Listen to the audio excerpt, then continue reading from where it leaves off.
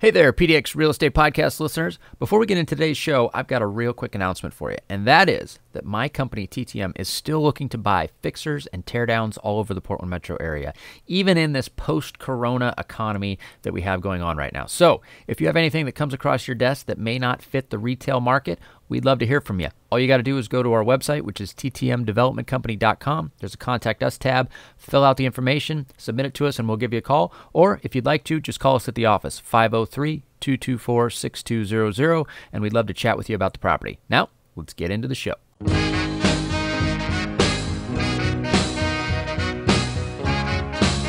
This is the Portland Real Estate Podcast, your number one place for anything you need to know about the Portland real estate market, along with in-depth interviews from our local real estate industry experts.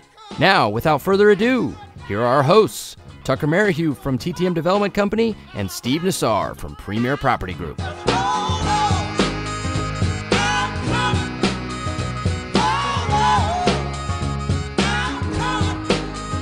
All right, everybody, welcome. This is the Portland Real Estate Podcast. I want to welcome you guys back for another Friday episode. We're only 11 minutes behind schedule today, so we're doing pretty good, all things considered. We've got a fantastic guest today, a great show, so I want to thank you guys for joining me for that. But more importantly, first, I'd like to welcome my co-hosts. What's going on, Steve? What's going on, Joe? Hey, good to be back, everyone. Good to be back. We've got a repeat guest with us, too. We're excited about that. We do. I'll kick it over to Joe. Joe, why don't you give a read of who we've got, and then we'll go into a less formal introduction. Yeah, absolutely. I think sometimes it is a great frame of reference as to who we have on and the purposes of why. And we have the fabulous John LaMotte here with us today. And the reason why is he's running for mayor, and we all live or work routinely in Lake Oswego, and this is going to affect everything we do on a daily basis. And I just, I'll kick it back to you, but I wanted to give a quick blurb of the first two paragraphs on John's website, which is John LaMotte for Mayor, and it says, "Why I am running for mayor. I am passionate about Lake Oswego and want to continue our focus on good government and quality services. I bring city planning and business expertise, leadership expertise, and drive to the city council, and want to continue to be a problem solver, interested in moving the ball forward and getting things done. As mayor, I will lead in a strategic manner with vision and vigor, and with a place at our community table for all citizens, civic leaders, and business owners." So that's the why. Thanks for being here, John. Thank you.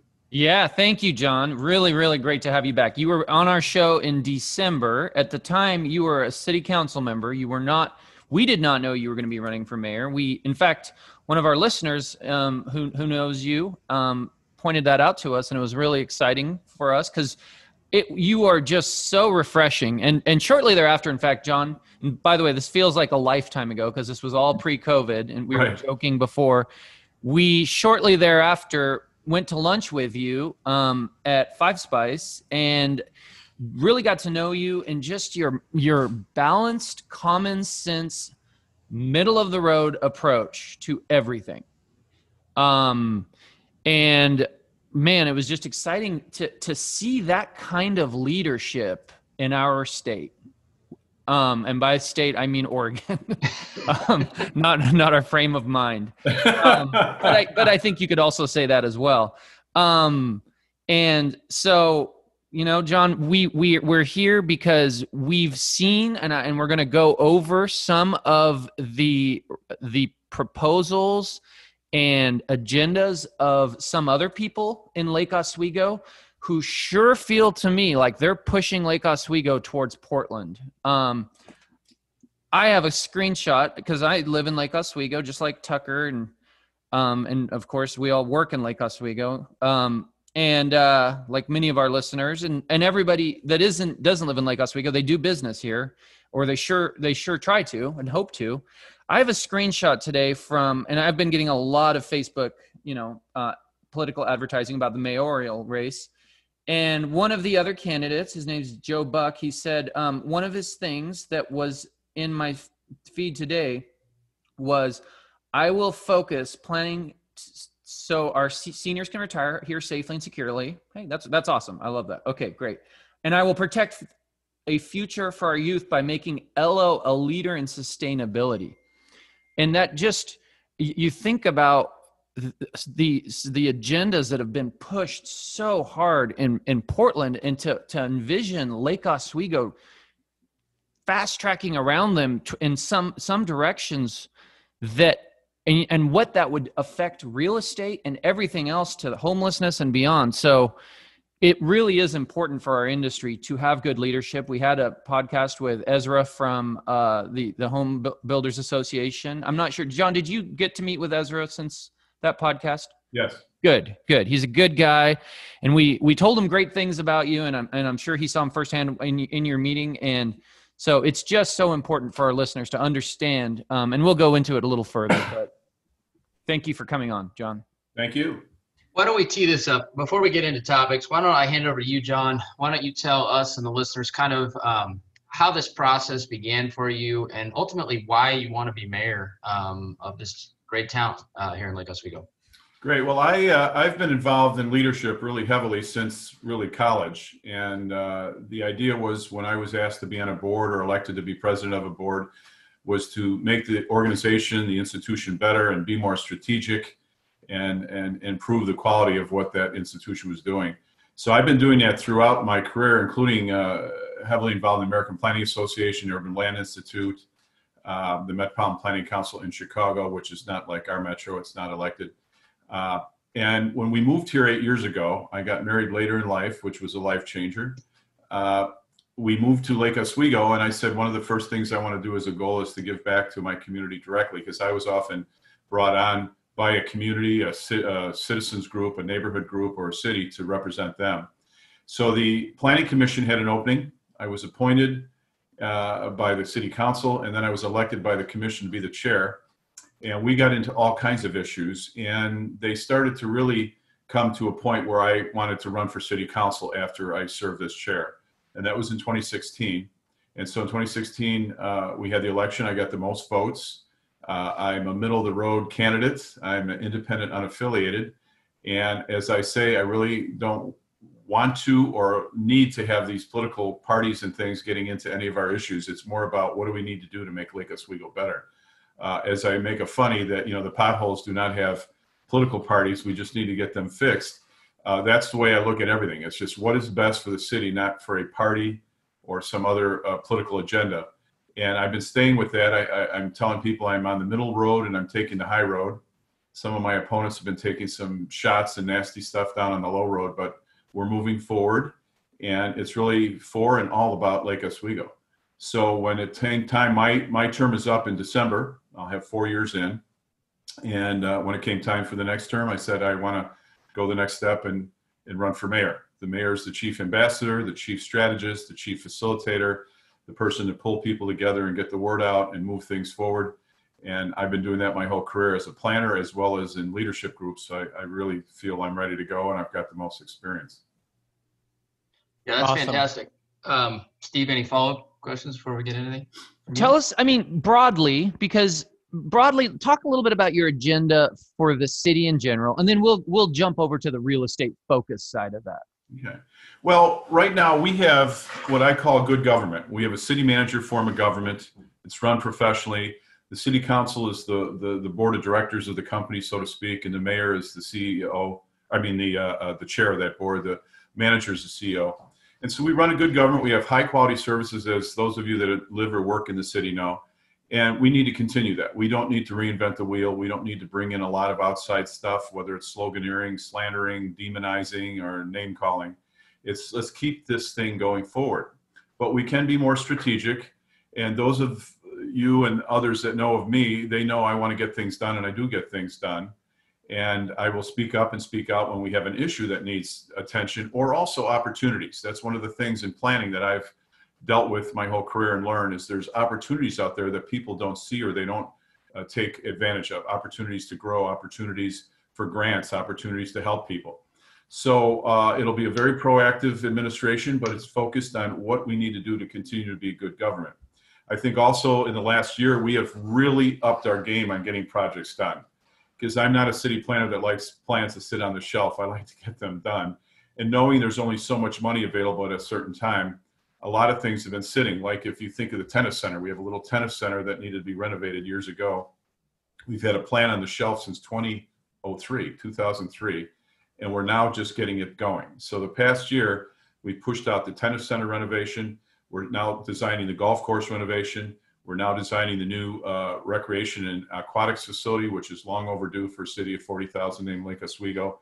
We've got Woodmont Park almost done, Iron Mountain Park almost done, Boone's Ferry Road in the middle of their reconstruction. The North Anchor, the private project, is underway, and we're working closely with the developer.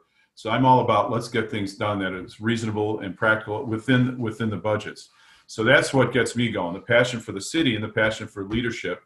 And I told someone the other day, as a planner, one of our tools is consensus building. Get all the parties together from A to Z, warring factions, anti this and pro that, and come to consensus on how to grow or develop in the right way, in a planned way, in a positive way.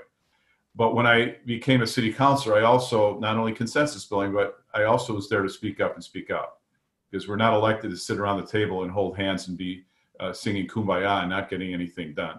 So I will speak up and speak out, not in a nasty way, but on issues of concern and these opportunities. So I'm ready to go the next step.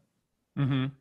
And I'll tell you an opportunity that has changed since the last time we had you on this show, John, and is the challenges occurring to Portland. Now, in my mind, they're doing a couple different things. First of all, I'm seeing a lot of people just throw up their hands and leave the state.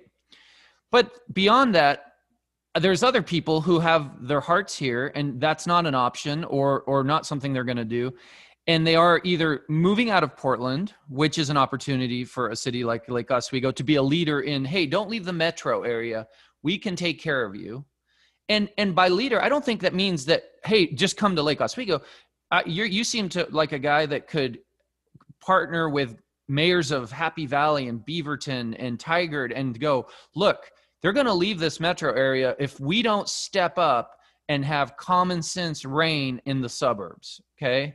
But even beyond that, I think there's also a huge opportunity, and this is a tremendous benefit to Lake Oswego, and I think Lake Oswego is the natural leader on this one. For people aren't going out downtown like they were, downtown Portland like they were. There's a hole and a vacancy being created that Lake Oswego is a natural fit to fill. All of a sudden, Lake Oswego could be the hub of entertainment, eating out, the great restaurants, the great downtown. We're seeing a lot of improvements occur at the intersection of Cruz Way and Boone's Ferry Road, the North Boone's Ferry Road project. So having a leader like you who embraces that and sees the value that and the money that can bring to our community, and again, be a leader for other suburbs. Because if they don't stay in the metro area and we don't provide that environment, in my opinion, they're either going to leave the state entirely, or they're going to maybe go way down to the rurals, maybe go down to the Dallases or the Lebanons or Sweet Homes of Oregon, because they just want to get where there's common sense that's reigning. And some of the other candidates that are running from Lake Oswego, I feel, are moving towards the Portland mentality, is what I see. I think we do need to think collectively, because Portland's hurting and needs stability, and our other suburbs need to be reinforced together as good communities. I think we talked a little bit about this last time, and when you see the business community trying to pull out of Portland because of what's going on, and that was even before the situations recently, the tourists making second guesses on whether they should go down there. And many of our suburbanites that used to go down all the time for dinner or lunch are not going. And luckily, Lake Oswego has a lot of restaurants. We have more restaurants, I think, than most suburbs of 40,000. I've often been in cities where we're going to do a downtown plan or a commercial corridor plan, and the mayors, managers, and planners are begging me to bring a restaurant in. I go, well, we're going to do the plan. Hopefully we'll highlight all the positives and restaurants will come. But Lake Oswego has like 28 restaurants, of which like 12 of them are in our downtown, which is just amazing. Mm-hmm. And it's already happening. Even before all the COVID situation and the riots, It's been a movement to Lake Oswego. We just have to be careful that it's managed. But I also think we really, collectively as leaders and professionals really need to try and figure out how to support Portland, because it is the heart of the region. And any big area that I've worked in, the urban core is the key. But yeah, and even with the office market, I'm the chair of the Economic Development Commission for Clackamas County right now. And we had some Cushman Wakefield guys in, and they talked about surveys of what's happening in the office market. And they said that, the office market will be down over time, not as much as some of the fear mongering was. And that the millennials do want to go back to the office world because they want to be in teamwork and camaraderie and learn from their mentors. And that cities are losing office space to the suburbs. And so while we were a little concerned about what would happen with the Cruise Corporate Park and other office buildings, there may be a movement to get into a more stable environment with still having restaurants and things to go to. But I think you're hitting it on for me. Leadership is job one. You can have fantastic plans, but if you don't have the leadership, we've got to have that everywhere. And it gets just to what you said, Steve, practical, middle of the road, get things done. The extremes don't work. And that's what we're all about here in Lake Oswego. On either side. Far right, far left. And when people spend more time on that and not on making the city work, then we're losing progress there. I almost feel like there's an opportunity for the suburbs to show Portland how to do it. I think so. And even maybe to do some more work on Metro, because I'm not sure there's a good, strong relationship for our suburban ring and Metro and things with the urban growth boundary and whatnot. So we've got work to do. And Lake Oswego, I know there's been some, perceptions of us, but there's a lot of really good people here and good, strong business and civic leaders here that we can help make the case. Yeah, absolutely. And the other thing too is Lake Oswego, I mean, you've seen it, John, Steve, you've seen it too, but over the last 10 years, I mean, it's grown up a lot. I remember when I was in high school, way long ago now, I'm getting a little older, Steve, but there was like a Taco Bell and the Tillamook Ice Creamery, and that was it for restaurants in all of Lake Oswego, right? And now you have all these new developments and all these new restaurants, and you're right, people are foregoing going downtown, right? To going out, downtown Lake Oswego. And I mean, it's been a weird year with Corona and all that, but, ideally, minus that aspect, you and I, if we were going to go out and have drinks and hang out, we'd just assume go to Bamboo Sushi or something like that, right? In downtown Lake Oswego versus going all the way down to 23rd or something along those lines. So it has grown up a lot, which is why I think it's so important as we continue forward, because there's a lot of projects going on right now, John. The city's going to continue to grow. I mean, Iron Mountain Park's right down the street here from my house. It looks amazing. We've got the whole Boone's Ferry project, which is where my office is. And, I drive through every day. I mean, there's so many things that are happening in Lake Oswego that it's going to feel like a real good sized city here very soon once those are done. And that's why I think the leadership we need to kind of take us to that next level is so important.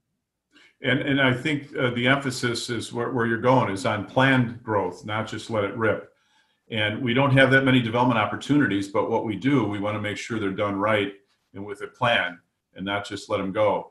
And when you feel, sadness for what Portland's going through, every city's got to be diligent and vigilant in what they're doing with their development. Some cities struggle to get any, and we're luckily getting, interest and development going. The North Anchor is still moving forward during this whole COVID crisis, and they're very committed. UDP is very committed to it. We're going to have a new hotel there with 2 residential buildings, hopefully with a mix of pricing there. And we just got to keep moving the ball forward. And when I advocated for several things when I first got on the council in 2017 in January for our goals was to be more proactive in economic development, because we can't sit there and wait for stuff to happen. If we see opportunities or a property that could be better for the city, we should knock on the door and try and bring people together with the owner. If they want to sit there for 20 years, fine, but at least let's make things happen. The outside world for Lake Oswego, the county, the state, Business Oregon, and GPI, Greater Portland Inc., are out there promoting the region, including Lake Oswego, and we haven't been in the game until recently. So now we need to do that even more, and we need to strengthen our chamber relationship. I also mentioned we need to up our game in sustainability. Steve hit some of that earlier, but it's all what is practical at the municipal level. We're not going to solve the world. Exactly. What can we do? Can we buy an electric vehicle at a good price that will help the cause? Yes, and we've done a lot of this, and we could be more sustainable. But we just adopted our new sustainability and climate action plan that when we implement that, obviously, depending on staffing and money, we will continue to be a very sustainable city. We don't need a big outside push to make things happen that aren't going to happen at a municipal level. That doesn't make sense. And then the other thing, which we'll talk about a little bit later, was the being proactive on some missing middle housing in the city. And when you're ready to talk about that, we can talk. Yeah, let's dive into that, because that's a topic that I think is very relevant to this group here that we're streaming through, and then obviously everybody listening. But that's been my biggest challenge as a builder and a developer here in Lake Oswego, is how do we create that? Because it's not that I don't want to. It's not that there isn't a strong demand for it, but it is challenging, and I don't think a lot of people recognize the challenges in creating that type of housing. So let's dive into it. What are some of the solutions or ideas that you're kind of running on that, as mayor, you would like to see implemented over time to try and help this? Well, as one of my professors once said, you have to make the numbers work, and you in the business have to make the numbers work. So we're a higher priced valued land in a very desirable community. So most of the time there's not a good way to make it affordable. And so we just have to look at opportunities to do that. And I think I mentioned last December when I was on the show about a project we did in Chicago. It was an abandoned hospital site. The city bought it from the hospital group for $1. They had to take the asbestos out of the buildings, tear the buildings down. They put a tax increment finance district in. They did tax-based sharing. Tax credits, and then Catholic Charities and the Association of Christian Housing came in and built 3 buildings that were affordable. Okay, and when you drive by or you walk through the buildings, you didn't know they were affordable housing. They looked just like anything anybody would build that was a good building. And the Catholic Charities and the other group use what we call the layer cake. They got the tax credits, they got stuff that they got help from the city, and they made it affordable. The third building was condos, and they put a restriction on the deed that you can buy it at this price. If you sell it, it's going to be only a 10% increase in value, and the next person can then have an affordable unit. But all kinds of different things went in to make the layer cake work. And at the end, it was a great project, and it won a national award from AARP and from the National Home Builders Association, because everybody was working to make it work. So in Lake Oswego, since we started this term of council, we've opened everybody's mind, and we've passed some reforms. One was the accessory dwelling units. You could do one, but the restrictions and the costs were so high that people weren't doing it. And one of the builders called me and said, I have a son that has some mental health issues, and we need to put an accessory dwelling unit. He's going to be there forever in that with his ex-wife, and it's $25,000 to put an accessory dwelling unit in. We got rid of that. No more system development charges. You also had to put in a separate drive aisle or parking space for that accessory dwelling unit, even though you had 2-car parking on your driveway. We got rid of that. We kept the 800 square feet in the backyard so that you can go up to 800 with a new unit outside. But inside, we found that the 800 was a barrier to people morphing their house to add an accessory dwelling unit. A couple I know, his father passed away. He was going to split the house with his mother so she could live in one side and those two in the other. They hit 800, and then there was a big chunk of vacant house left. So we changed that to 1,000 square feet. So you can go up to 1,000 to do the accessory dwelling. So that's one small step, because the ADUs aren't going to solve the problem, but it will help get caregivers and family and others that want to live on site. The next thing is we reduced to nothing the SDC charges if you are in the affordable range of 80% of the area median income. So if somebody says I can develop and charge these prices, the SDC charges on the site will be reduced. That's awesome. We also plugged into the state tax deferral program where you start low and slowly build back up to full taxes.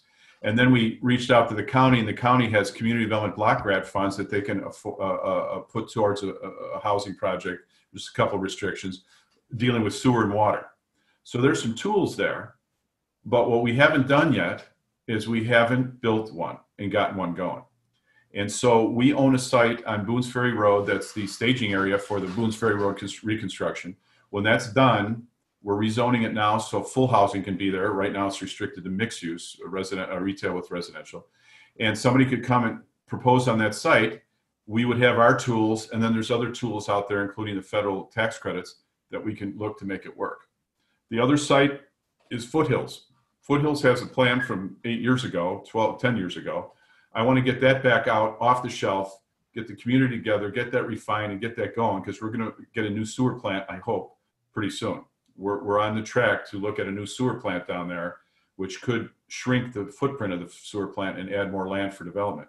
Well, being right next to downtown, down near Oswego Point, and all those apartments that are very middle priced and affordable, we could have a great mixed housing project that could support downtown and the whole city with a whole range of things, condos, townhouses, and apartments that would help keep downtown dynamic. And then the third site is Marylhurst. The Mary's Woods, the sisters have come in and asked us to rezone that. We are doing that right now. And the whole Marylhurst campus, if it was done right with a really great master plan, could be just a national model on how to mix up housing. Preserve the old buildings for offices and housing, and then add new mixed product, rental and for sale. And it could be fantastic. They're targeting it towards their 400 plus employees, but others in the community would be able to live there. So it's now, in the next term, if I'm mayor, is let's get a project going and work with the builders in the building community. Mary's Woods currently takes how much of the Marylhurst the old Marylhurst University? Well, they're not in there per se.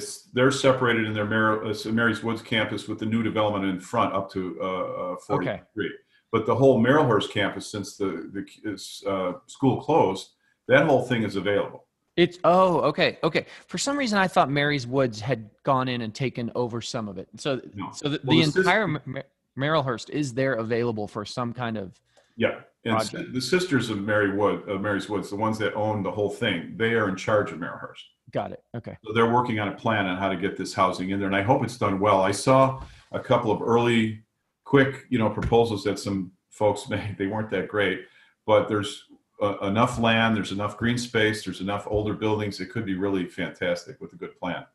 Absolutely. What a great idea. I love how much thought you put into this, John, because I feel like that's really important. And I feel like that's missing a lot of times because as your layer cake analogy, anytime you get into development, especially like this, there are so many layers that to be a good leader, you have to come into it with some form of a base understanding of these things, because it's going to take you 4 years to figure out what the hell you're looking at if you don't know anything about it. So I think people really need to understand that, you can't just step into being the leader of a city and deal with these very dynamic development projects starting from zero in terms of development knowledge. So you might remember about a year and a half ago, there was an article about two builders, small company in Portland, and they were saying they could do more affordable if they didn't have to spend the 3 to 5 years of the front end to get sites, get permitting, get assistance, get financing. They were saying, if you just get us the sites, we'll go to work and we'll make the building work. It'll be more energy efficient, et cetera. So I think more globally, that's something we can work on, is how to get the builders launched into what they do best in building the house or the apartment or the condo. I couldn't agree more. I mean, let the builders build and be the conduit that makes that happen, right? So one of the other topics that we'll segue here a little bit is can I talk real quick? Yeah. Since we're on housing, I want to one of the other candidates. I have an email from this person that Tucker forwarded me today, and it talks about her agendas. It is long overdue that we are grateful. The bigger the tree, the more significant it is to provide stormwater management, to cool our local temperature, to capture more carbon. And we talked about this with Ezra, and some of this is lip service, okay? I mean, the idea that one tree here in Lake Oswego is protecting the universe, or the earth in of itself is a little bit misleading. But she goes beyond that, and just she goes so far as to say, she said in here, "This is a hill I stand on and will fight for." She says some of her Steve, she said, "I will be the Lorax. I can assure you, this is a hill I'm willing to die on." Yes, that was her exact Thank quote. You. Yes. It was scary sounding. Yes, like I'm trying to envision one of these projects with a tree yay big around that she's ready to die for. To quote her, she said also. Her first objectives, it's down here. As mayor, in addition to requesting that the council immediately declare a climate emergency, I will move to amend our climate action plan to be more people-centric, be aggressive in protecting our big trees and equitable solutions, as opposed to relying on revenue depleting developer incentives. So no plan to work with the developers. We understand trees. I mean, John's not here saying, hey, let's go get the trees. That's not what he's saying. It's a balanced approach that if you want more housing, we all do, it's gonna, there's a give and take. This part was weird, guys. I have to read this to you because minimize wood burning for heating. It says that. So are we all gonna have to start buying carbon taxes for our wood stoves? Are future houses not going to be allowed to have fireplaces? I don't know what that means. And so those are a couple of the objectives. These are people, and Tucker, I'm going to quote you what you told me. A very prominent, well-known developer who we've had on the show, who builds a lot of houses in Lake Oswego that a lot of us realtors sell. Okay. I'll even say the name, Renaissance Homes, has said, I don't know if I could be in Lake Oswego. If she becomes mayor, I might let a bunch of projects go and go start developing somewhere else, a different suburb. That's how scary some of this rhetoric is coming out of the other camps. I think it's important to know when we talk about this subject. A couple of things. One is that there is a disconnect from the tree code to the development code that we have right now. And it's very solvable once we get into a new administration. Right now, if you're a resident and you come in to get a tree taken out or removed, you go through a lot of hoops. I've had one neighbor who went through 4 different meetings at City Hall, another one that was told, no, you can only take this, but not that, even though they needed the other one for a landscape plan. It's not as clear cut as it should be. But right now, we're not talking about reforming the tree code. But if you have your house and you're having trouble getting a tree removed, but next door the builder can literally clear cut the whole thing, that is what is getting the tree advocates and our tree committee really riled up. And the tree committee is growing by the day. And so what we're finding is some of the trees should not be taken out. And builders will hardline their plan, and then a month or 2 later, here comes, let's talk about the trees. And they have to play catch up, and they get stalled. And then the tree advocates in the committee are trying to play catch up, and they are not getting anywhere. So it's a lose-lose right now. It's not a win-win. And so I talked to Randy Sebastian of Renaissance about working with me, and I talked to Tucker and other builders and the HBA. Let's get together around the table in January with staff, with the tree committee, with all folks in the room that need to be, and get this resolved. We can tweak the development code to get more tools to do this, and we can make some incentives so that we're not dragging out the development and building process and wasting DRC time and the city council time and staff time and the tree advocate time and the builder time. All we need is to get the planning department to focus on this one thing. And the Development Review Commission, right before COVID hit, called it out in a paper saying we need to stop it because every DRC meeting they get caught in the middle of the tree issue and it's not working. So on one project in the Forest Highlands area, all trees are going to be taken out. Staff said we're just going to move the house within the footprint. We can't deal with it outside. It was painfully obvious if they moved the house 3 feet beyond the setback and asked for variance, everything would have been fine. But no, we couldn't do that. Staff didn't do it. The developers said, hey, variances take a long time. Well, going through the DRC and then being appealed and going through the council takes more time. So we made a motion, approved the project, but saved tree 13, 14, 15, and 16. And that was the end rule. So when the trees started coming down, people were calling. I said to staff, are you making sure? And they go, oh yeah, they're being preserved. And I said, why didn't we do that in the beginning of the process instead of dragging this on almost a year?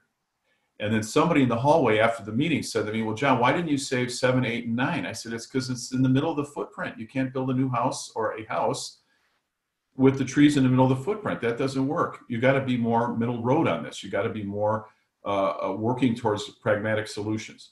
So we can get around the table. We can get this tree development code done quickly. And here's another example. On Boone's Ferry Road, when a new commercial building comes in, you have to build up to the build to line to make it more Main Street feel as you come up and down the street. A lot of our new businesses and buildings have done that to make it more intimate and walkable and appealing.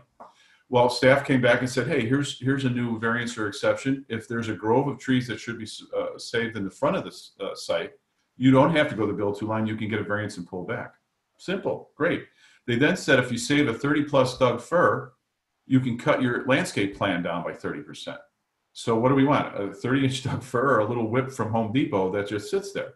So those were great incentives and tools, but we can't use them on the residential. And we called staff out on it, and they, oh yeah, well, it's for the commercial developers, not for the residential.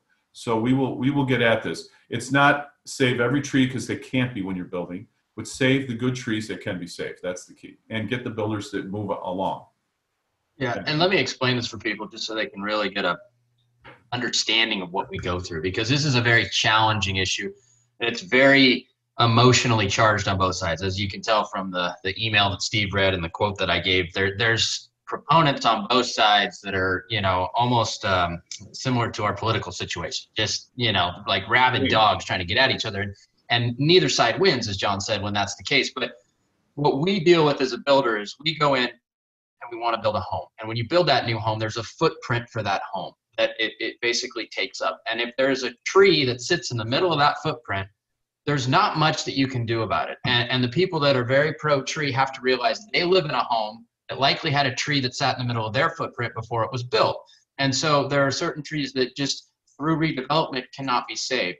But there are trees that sit outside of the footprint, and depending on how you can shift the home on the lot, you might be able to save more of those trees. And so to streamline a process where maybe you are able to get a variance for the distance from the back of the property to the edge of that footprint easily, now you can shift that home easily, you can save more trees. So John's talking about streamlining a process that is otherwise very clunky. It takes a lot of time, a lot of meetings, tons of phone calls, tons of emails. And so time is money with developers. And so if you string out a project that should be 5 weeks in permits and you turn it into 5 months in permits over trees, we don't want to go the route of getting a variance and dealing with all that, because then inevitably, if we go try and get a variance, there will be builder haters out there that file a complaint, or they want to take us to DRC if staff approves that variance. I mean, I've been in a situation, just so everybody knows, in first edition where we were granted a variance by staff. I was taken to DRC because the head of the neighborhood association for first edition didn't like the fact that we got a 2-foot footprint variance off the back. So nothing that anybody saw, but they didn't like that. So they took me to DRC and I got overruled. And the city kept $4,000 that I paid for that variance and retracted my variance. And I had to go back to the drawing board and I had to do a whole new set of plans as well for my townhome. So it's a very contentious process. And so if we can streamline it and we can make it more of just a straight line type agreements and ways to do things, it would clean this up tremendously. And it would also, the way it impacts property owners now, right? There's a lot of property that can be redeveloped in Lake Oswego, or not a lot, but there's a fair bit. And most of that property is owned by older people, right? And so that property, as property values have increased and areas have redeveloped around them, that property value becomes much more valuable over time. But if you are saying that you cannot cut trees easily or at all, what does that do to the property value, right? It's going to put you down. So ultimately, you get hurt on the other side too. It's not just the builders trying to build a home. It's these older folks that have lived in Lake Oswego for a very long amount of time where their retirement is tied to the property they own. It affects them as well. So I think that's important to say. And you look at the details and you go, okay, the one extremist, as Steve was talking about the extremes, is save all the trees on the lot. Well, then maybe that person that says that should buy it as a park because you can't build on it. If you go to the middle ground, say, yeah, we want you to build, we'll maybe flip the footprint, move the driveway over, shift it back 3 feet, move over a little bit, and save a couple of good trees, then why not? So I think if we're all talking together in the front end of the process, what can we do to make this work right for the city's trees and for the builder? And then streamline it so that there's variances and tools and exceptions and incentives. Then I think we've got it solved and people can start to say, hey, we're doing the right thing with these trees and we're doing the right thing by getting our buildings going, our homes going. So I can see we're so close. We just got to get the leadership around the table. Yeah.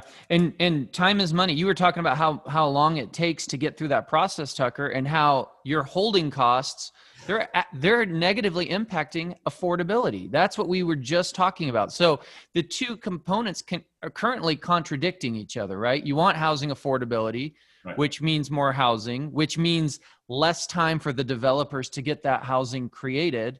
So this is, you can't then also at the same time have no trees being cut, or a really clunky process that takes them so long that by the time the house is done, there's an extra $30,000-$50,000 in carrying costs because it took them a year to do what otherwise could have taken 5-6 months. So Here's a quick example. Last Tuesday, 3 days ago, we just voted 6-1 not to approve a project that had been shut down by the DRC. The DRC, Development Review Commission, voted 6-0 against this project because they didn't feel there was enough discussion of other ideas, variety of options on making the trees work. And it was very straightforward. There wasn't some tree in the middle. And we looked at it and we said, okay, this craziness keeps going on. It did not look like the builder's architect or land planner or landscape architect had worked the site enough. And we could have shifted a little bit to the left, a little bit to the north, or flipped the garage. But it was not strong. It was not a strong statement that they had done that. So we voted 6-1 to say, no, we're done. If you want to go back to the drawing board, great. And I look at these things and they happen after the original submittal. So how do you say, okay, we've got a detailed site plan that gets submitted for plan approval and permits, and then later say, oh, let's start talking about the trees. Let's do it together and get it done and get the trace paper out and move things around and get it done. And also to open the mind of the staff. So here's some discrepancies on the approach. A couple years ago, the 3 properties behind Duke's Public House Bar and Restaurant, developer wanted to build 3 homes. He wanted 23 exceptions and variances, and staff signed off on it. Said, yeah, okay. Well, then they got the DRC, and DRC said, no, that's not what the exceptions variance is for. A foot here, a foot there, there's an electrical box in the way, a rock or something, but not 23. Well, then it comes to some of the builders trying to maneuver the site and maybe move the site. They don't even encourage or try and get a variance going. So we got to get everybody to the middle ground to get this done right. And we will save some good trees and we will get some good buildings going a lot better. I think we need just a little bit of logic in some of these ordinances because they're so antiquated. And I don't know if it's to charge more fees, for the city, or if it's because they don't want Lake Oswego to turn into the next Sherwood. But everything moves forward. If a builder or developer spends all this time fighting to remove this tree so they can do what they do, that's going to be a higher priced property, and that's going to transfer to all of the buyers. And it's because these were set, and it seems to be so antiquated, and they seem to be like unmoving on anything, that we're not making forward progress. And it would help the city of Lake Oswego if people could just not have a blanket, no, you can't do anything and it's going to be super expensive. If they're a little bit more flexible, hey, they want to cut down this tree to build a home, or maybe increase a view, but they're going to plant another tree somewhere else. It seems to be restricting forward progress of the city of Lake Oswego in the planning and development in the tree ordinances. And we'd really like to see that be a little more flexible, I guess. At least someone to look at it in a logical fashion, like, okay, here's what you want to do. That makes sense, right? Instead of just, no, you gotta beat them up for 5 months just to maybe get your way. And a lot of the tree committee folks are very good people that are very passionate about the trees, but also understand the process of building up our community, a new home or new store. And they have said repeatedly they're not against development. They're not pushing little tiny footprints on us, but they feel that the process is skewed away from doing the right thing, and we don't have the tools to save some good trees. But as I talk with Randy and Tucker and others, if we get everybody going in the front end, and let's save what we can and be smart about it, but have the tools to do it right, then I think we can make most people happy. The people that are going to save every tree, that just doesn't work. But we can get it done. It's time to get the building community together with these tree folks in the community. So yeah, I agree. And in kind of closing on this, by not having this and having these 2 camps, you end up with a lot of playing favorites. You end up with a lot of corruption on the neighborhood association front. And I don't want to name names of people, but one of the other candidates is tied to one of the neighborhood associations. And I've looked this up, Steve, because I've been so pissed off about this, because we'll need to cut 1 tree for a very valid reason, right? And we'll get all kinds of opposition for it because we're a builder. And part of this is because of this process is not streamlined and it's not clearly defined, right? And so this tree, whatever it is, whichever one we've needed to cut, that has a very valid reason why we're needing to cut it. In the 11th hour, we always inevitably get a bunch of letters of opposition. And I mean a bunch. And most of the time, those letters of opposition are not from people next to the property, which means that there's self-dealing and people within the neighborhood association are calling favors, and they're always the other heads of other neighborhood associations. So they're all tied together, right? And they gang up on builders because this process is so clanky. But at the same time, a lot of these people that are on the boards that, you know, if they have a tree that wants to be cut or a variance that they want, I've looked up these files because I'm always curious, is there any letters of opposition when they request a tree to be cut? And never. So this process is very broken. It enables things like this to happen that are, you know, self-dealing and just corruption really in terms of the tree cutting when it doesn't need to be there. It really doesn't. And so that's another big reason why this needs to be fixed, because it just creates so much animosity. I mean, you can hear it. I'm irritated because of these things that I constantly see when I look up the tree cutting files, but it doesn't need to be there, and we can fix this. And I really hope John wins for the sake, purely for the sake that we fix this problem, because it's a big problem in Lake Oswego when it comes to development. And bring people together, consensus building, which I do for a living, and get all the facts and figures out, and establish relationships, and explore new and creative ways instead of the antagonism, as Tucker and Steve and Joe have been saying, of fighting on one extreme or the other.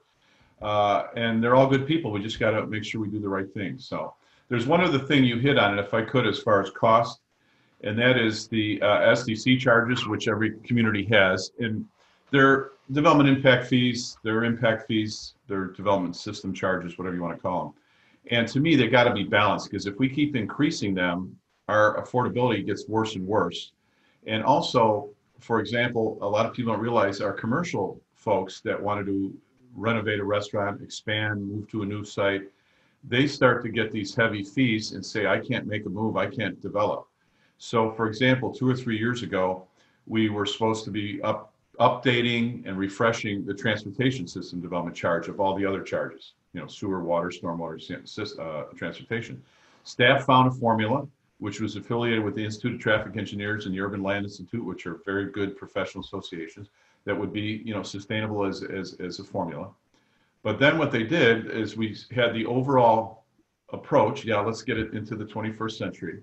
But later, as we were getting close to the vote, they listed all the different businesses and how much they would have to pay. And I got a call from a restaurateur, and she said, I can't do my new restaurant if these go in effect. She said, I'm going to probably pay about $32,000 for the transportation component of all the other SDCs. If the new formula goes in, I'll be paying $120,000 just for transportation, because it was all affiliated with how much traffic and whatever, but it wasn't calibrated to a downtown where you walk to a lot of things. So I pushed and we approved the new formula to make sure we're okay with, you know, the courts and the process, but I pushed for a cap, which we approved, of 30%. So that person and others wouldn't be having to pay $120,000 in addition to all that other stuff. Because otherwise we have no economic development, no expansion, people won't come here. And there was a woman that owned a coffee shop that was looking for a site, and she was in another community, and they were like $400,000 in SDCs. And she said, I can't do that for a little coffee shop. So we got to be sensible and balanced. That's the key. And I want to point out to our listeners, because if it seems like, oh, you know, he's on the developer side, he's only on the builder side. No, John was a proponent of the $15,000 teardown tax that Tucker doesn't like. But John came on our show last time and he explained it. And whilst Tucker's probably still not going to like it, as an independent listener who it doesn't impact, I got it. He basically said, and you can say it better than me, hey, you're saving money. You're getting a new house and you're saving some of the costs you would have otherwise to build a house on permits. So this is where we make that up, because that same new house is going to pull to the same parks. It's going to have the same services, and we had to make that up somewhere, right? Did I say that close to how? Yeah, and the fact that our older infrastructure, our older parks, we can't use the SDC charges directly because you have to do it for new capacity. So if we added land or put a new street in, we could use SDCs. For a regular park maintenance, we can't. And so that was to help replenish a regular maintenance fund for all the big parks and open spaces we have. So you're right. And it's really about the balance. It's the middle road. And And another one for me, and if you want to talk about it, is HB 2001. We opposed it 7-0. I opposed it for two reasons. One is it took home rule control over our own zoning away from us and brought it to the state legislature. And two, because I've been in the preservation of neighborhoods throughout my whole career. Older neighborhoods, new neighborhoods, wealthy neighborhoods, poor neighborhoods. Help our listeners, John. Explain which one. That's the one where you could do duplexes anywhere. Is that right? So in the legislation, which was done by the state, they said we have to allow duplexes, triplexes, and quadplexes on single-family lots in all single-family neighborhoods. Then part of it was, we may only do an area. So can you imagine trying to pit one neighborhood against the other to say you're going to do this extra density and you're not? And it's really not an affordable housing process, because even the legislature came back and said no, because they knew the prices would be high once you put all these in. But they said it was a density thing. So why weren't they more paying attention to our commercial corridors that are overgrown with retail, that could have brought in some new housing that could be right along bus lines and walk to work and walk to services and shops? But no, they want to change the character of the neighborhoods that we've been preserving throughout my whole career. And in Lake Oswego, we put our mouths where the money, or whatever you call it. We walk the walk. We downzone Forest Highlands because they wanted the character of the larger lots. We downzone Uplands, and we got control of the flag lots, so that made sense. So now the state comes along and says, go ahead and jam all this stuff in. So it got approved. Our staff is now monitoring what's going on with the Department of Conservation and Land Conservation Development to see how bad these restrictions are going to be. And I'm hoping they're going to keep our bulk standards so we can do it right. And if you think about somebody putting a fourplex on a single family lot with maybe 4 to 8 cars, when you add it all up with spouses or kids, or maybe even 12 cars, and that's going to be on a single family lot with a little piece of street, it just doesn't make any sense. Mm-hmm. So to me, you look at what we're talking about on Boone's Ferry, or you go US 99 or McLaughlin, there is a ton of potential redevelopment land that could have housing on it. Mm-hmm. Yeah. We got to watch that one in 2021. Mm-hmm. Yeah, I agree. And real quick, well, one of the other big topics, do you have anything else you want to talk about here, Steve? Or there's other big topics. Stafford area, there was something you were going to say about the Stafford area, John. Okay. So I've been demonized by a former city councilor and a current candidate, both current candidates, about how I am all for developing all of Stafford at $2.6 billion worth of infrastructure that the city would have to pay for. All wrong, totally wrong. I am proponent day one of getting a good plan for that area that we need desperately. I am amazed when I moved here, the metro approach to this stuff, the urban growth boundary has got a lot of benefits, and we've saved farmlands and vineyards and whatnot. But we don't watch what we're doing when the development just hits the line and we're jamming stuff in and not having the plan for that neighborhood. But more importantly, when there is areas for development, or art areas, Metro has this giant staff of planners. Why are they not helping the cities come forward with a plan? No, for 20 years, we've been in courts, fighting lawsuits back and forth and kicking the can down the road. It is time for a comprehensive master plan of that Stafford area, 4,000 acres, to define all these things everybody's been talking about. We have traffic coming up Stafford right now that's really clogging the city, and it's going to get worse. There's 2,000 units coming in from Wilsonville's Frog Pond development, which was very nicely planned at the northeast corner of Wilsonville. But people don't know what's going to happen when they come up Stafford to hit the interchange or come through Lake Oswego.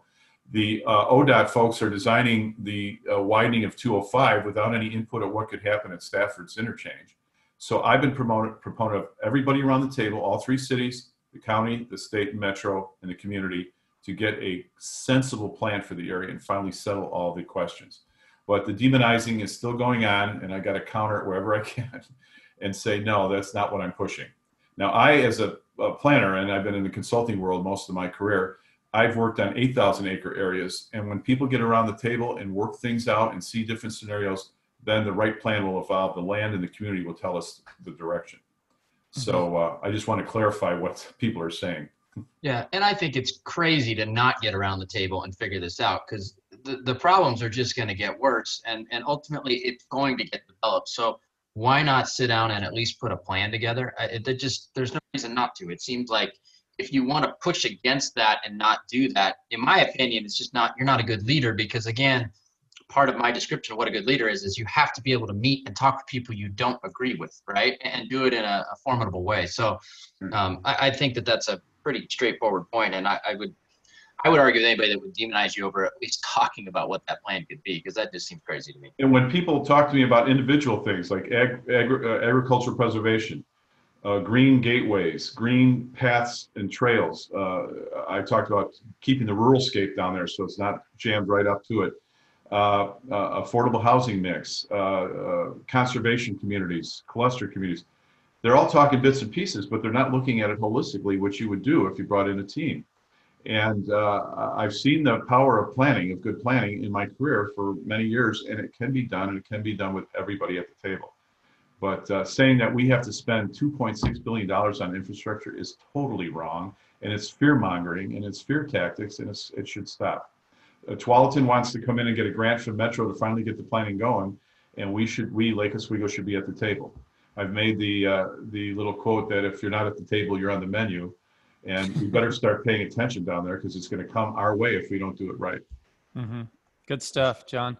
You were going to talk about defunding police. Is that something, not you, we're proponent of that, I'm assuming. Was that something that was on the agenda for some of the other mayoral candidates? Is that? Well, it's more for some folks that are out there. You know, there's a lot of pain going around the country with what happened to George Floyd and the bad things that have happened since. You think that would be the last one. It keeps going on. And I think a lot of people in our community, whether they're on the right side of the equation, middle or left, have been feeling that pain. But then they're all starting to say, when I'm talking, we got to get back to what's right for Lake Oswego. And they're worried about people saying defund the police. It's settled down a little bit. But I'm not for defunding the police. Safety is job one of building a city or having a healthy city. Absolutely. So our police department is working hard every day. I've worked with county sheriffs, suburban police, and urban cops as a planner working in communities. And we have one of the most advanced police departments in the country. Now, can we do better? Sure. If there's a person that's a problem, if there's a protocol or an approach or a policy, we'll look at it. But they work hard. They go home every night just like we do. They have families just like we do. And if there's issues that we have to address, we will. And that's why I fought so hard to make sure that we, the council, are working on the policing approach directly, not some little task force or other group. It's us working on policing because that's what people are asking for. And people want to make sure that we're safe and we're watching the community and we keep the good police going. And it is a very safe community. I sold a house on Lorna Lane over in on the south part of Lake Oswego. And it was interesting. My inspector, who doesn't live in Lake Oswego, and he's a very chatty guy, and the buyers were new to Lake Oswego, and I actually heard something he said that was so interesting and it resonated well. He goes, you know, one thing that's great about Lake Oswego, doesn't matter what happens, if, you know, it could be your cat's in a tree, whatever. If you call the police, they'll be there within a matter of minutes. Right. And I thought that, you know, how comforting is that to tell somebody that's in our city? Right. And we've seen the opposite. We've heard stories. I mean, Portland, there was Oregonian had an article about somebody who had gunshots into their house, called the police, and 17 hours later, someone showed up and said, "Hey, we've been busy." Mm-hmm. I mean, And we have to be very careful. Yeah. My favorite thing is reading the Lake Oswego Review, the police blotter, to see all the crimes and stuff. And it is a very safe town, but there are crimes that go on. And it's so that the defunding the police, you know, if you witness something going on and you call the cops, it's nice that they're there and respond quickly instead of the person on the other line saying, "Oh, there's a crime going on. Our thoughts and prayers are with you." It'll be, you know, another 12 hours before anyone responds. And people gravitate to safe neighborhoods that have a great infrastructure and well laid out.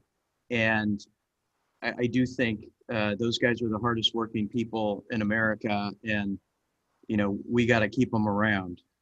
I'll tell you a quick story. Sorry, John, to cut you off, but this really epitomizes why this is important. And so I was walking away from one of our projects not too long ago, and I hear this guy screaming at the top of his lungs, "I'm gonna burn this MRFer down," right? And it was a house with kids and a woman, and like it just seemed very strange. So I had two options, like, well, I can go over there and it might end up in a fist fight or something bad, and I don't want to get in the middle of whatever this is. but I don't want to walk away too. And just, if this guy burns the house down or something happens to these kids and this woman, I'd feel terrible that I didn't do something, right? So I called the police. I said, hey, this guy's screaming that he's going to burn the house down. It sounds like a bad, domestic deal. Somebody might want to go there and just kind of defuse this thing and see what's going on. And literally like 2 minutes later, they popped in there and they dealt with it and they calmed it down and all that. But, that's one of those things where if it's in another part of town or it's in Portland, that may have to work itself out and it may not work out well. Mm-hmm. And it's, again, back to practical and pragmatic, is a city has to be safe before you even think about other things. I mean, schools and roads and paths and trails and everything and open spaces and parks are important. But if it's not safe, and I forget the big city, it might have been Minneapolis, they said we're going to defund the police, but then they created a Department of Public Safety, of which will have armed, uniformed police officers in it. So what are you doing? It's a shell game. Lip service. There's so much lip service everywhere. So luckily it settled down the last month or so, but I'm looking forward to getting with our police department and our chief and captain and officers and saying, what can we do better? Here's an example. So when a professor at UCLA asked our chief, can you respond to 8 can't wait, those 8 policies that police departments should have, the chokehold issue and all that. Well, our chief did, and he did a beautiful job of explaining what it is that they're doing and why they don't do things. We don't allow the chokeholds. We're ahead of a lot of the cities. So then I asked about the mental health issue, that police officers having to deal with mental health. They said they've got really intensive training in police academies now, plus the ongoing training in the departments, and they want to do more, so fine. Then I said the opposite is the police officer having issues. They're a good officer, he or she's now on the job for a few years, they might have a drug or drinking problem or some issues. He said, no, we have the wellness program from the state, so it's mental, spiritual, and body and physical health. We will be watching them all the time to make sure they're okay and they're feeling healthy. And then the third thing I said is the bad penny, the passing the bad penny to another police department, which happened from Lake Oswego to West Lynn, and that whole police chief thing blew up 20 years later. Well, we don't do that. We do intensive background checks for new police officers. And if it's a lateral move where they come from another community, we interview their peers and their superiors to make sure they're a good person and they're a good police officer. And then the fourth thing I asked about was cameras, because that's becoming more and more of a concern and people are researching it more. And we have cameras on the police cars that shoot out 35 feet. But if the police officer goes to the door in the park or in the back, they're not on. They don't catch that.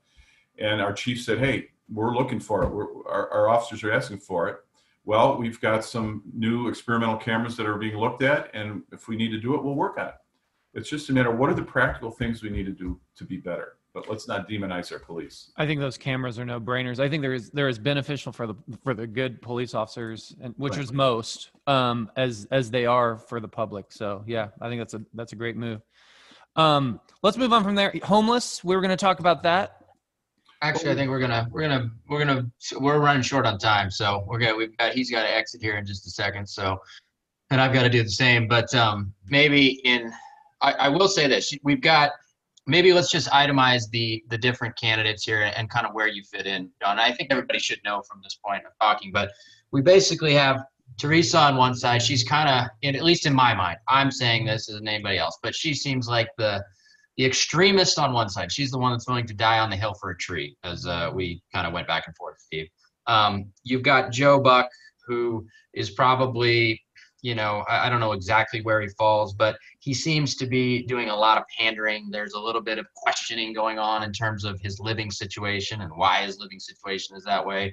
I did some investigative journalism on that, by the way. All right. I will give you the floor then to let us know. Well, I read the article. The article is in the Lake Oswego Review, and he put this out on Facebook too. As a Lake Oswego resident, I got this saying the Lake Oswego Review exonerated me, and as they have said I'm a resident. Not really. Reading this article, they're saying the city has cleared him as a resident, but there's a lot of questions around it. And the questions are he basically bought a house that's outside of city limits. We are realtors. We have access to data. I looked up the residence. It is it was sold by a Premier Property Group agent. I called her. She told me that he was moving in with his girlfriend. She had text messages and emails that were stating, such that there was plans to move in. I'm not saying he moved in, because I think quickly the brakes were put on that, and he decided to move in with parents, is what's being said.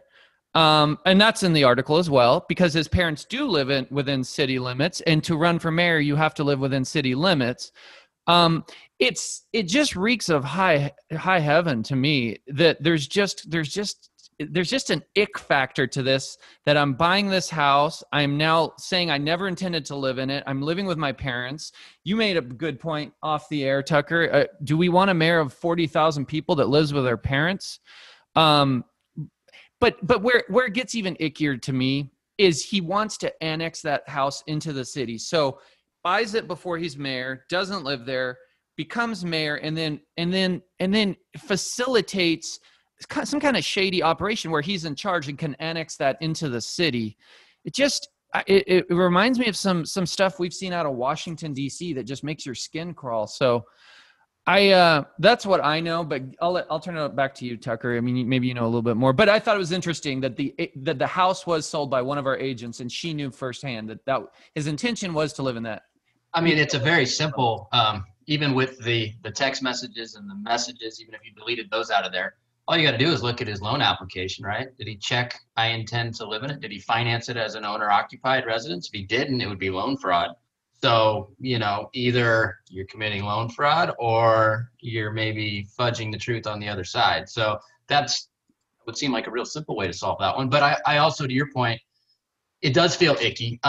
I don't want a guy that's 40 years old plus that lives with his parents running the city. I mean, that seems like the last person that I'd want to have run it. And not just for that reason, but I mean, I'm 40. I would never move back in with my parents if I had a situation where I needed to find some temporary housing. So to me, I mean, that just seems like a bit of a BS excuse and a little bit of, as we said here, lip service. I will say this. This is kind of self-dealing, right? That's basically what this is. It's using people and leveraging them to kind of get what you want. I have seen this happen a lot with longtime Lake Oswego people. And this happens with, the neighborhood board that I talked about and how they use their power to cut trees and get variances. I mean, one of the people on the board that his dad is on, by the way, they cut 27 trees and got 4 variances without one single letter of opposition. So if we as a builder, John, tried to cut 27 trees and get 4 variances, there's not a shot in hell that we would get that through without going through DRC and ultimately council. And there's probably not a shot in hell we'd even get approved for that at those levels, unless we had some very compelling reasons to do that stuff. So I guess that just kind of goes to your point, Steve. There's definitely some self-dealing going on here. There's some icky factor. I see the icky factor when I see the no letters of opposition for 27 trees and 4 variances. This is something that the public can see, and of course they can make their own decision. But I'm in your camp. I really think that this is just we're being told what he wants us to hear, and if we don't at least look at it objectively, it's like, should we be voting? So. And the most important part is if you were to listen. I mean, we have John here, and everything he says is common sense. It's middle of the road. It's reasonable. If nothing else, take the ick factor out. You don't find this very often, and especially in this day and age, and in this, in the state of Oregon. So, John, you are a leader in our state that I'm proud to see in our community at this level.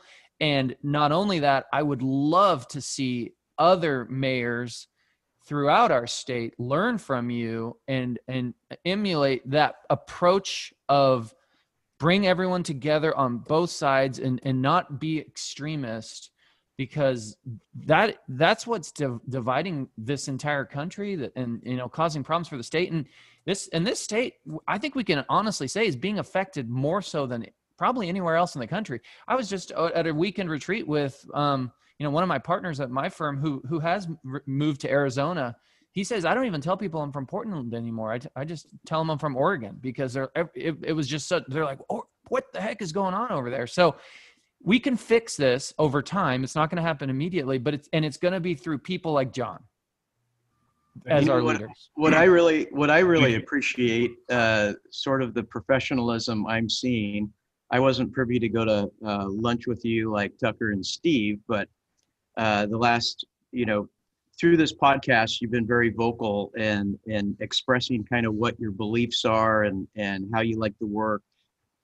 A thread of logic has been, the sort of the main mantra of we can solve this thing logically. And the last 5 minutes, Tucker and Steve talked a little bit about your running mates, and you got very quiet. I don't think you said a word for 5 minutes, and I love that about you. I think that's fabulous, and I think it speaks volumes for. I'm not here to rag on the people I'm running against. I'm here to make Lake Oswego better, and let's do this together and logically. So kudos to you. Thank you. Trying to take the high road, even I'm getting shots off the low road. Well, I'll say this in kind of closing here as we wrap up. Obviously, Don and I don't agree on everything, but I think that goes to show that you can still not agree on everything and still work together and get along, right? And I think that's a mantra that we all need to hear in 2020 and beyond. So I think it was a great show today, John. I think people got a real good sense of who you are and what you stand for and what kind of mayor you'll be. And it's really just about, we got to have people that make sense, right? You balance both sides, but you got to have make sense leadership right now. And we need it desperately here in this region. That's right. Absolutely. Well, thank you, gentlemen, for having me on. I appreciate the open dialogue at all times. That's the best way to do it. Oh, real quick, John. Okay, listeners, please, whether you live in Lake Oswego or not, share this. You have lots to share this. We're going to also put it out as a podcast. So this is a video, and you can share this on Facebook. You can also share the podcast that we'll put out.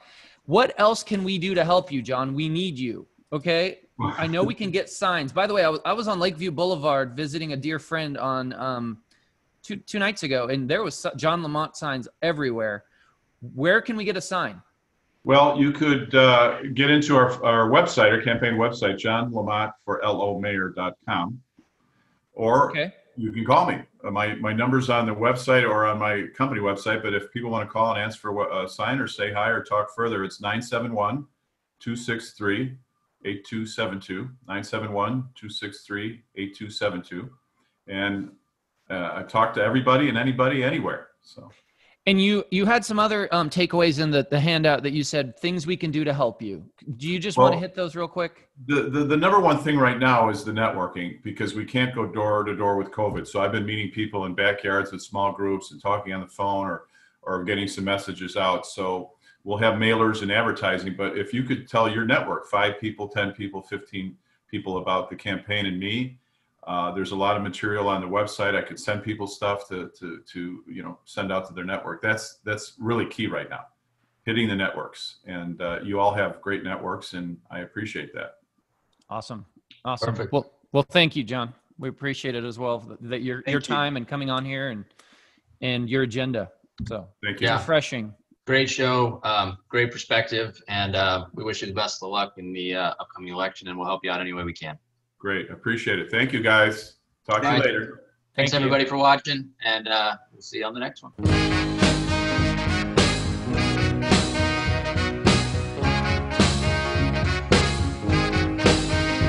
Thanks again for listening to our show, and make sure to tune in next week for another great episode of the Portland Real Estate Podcast.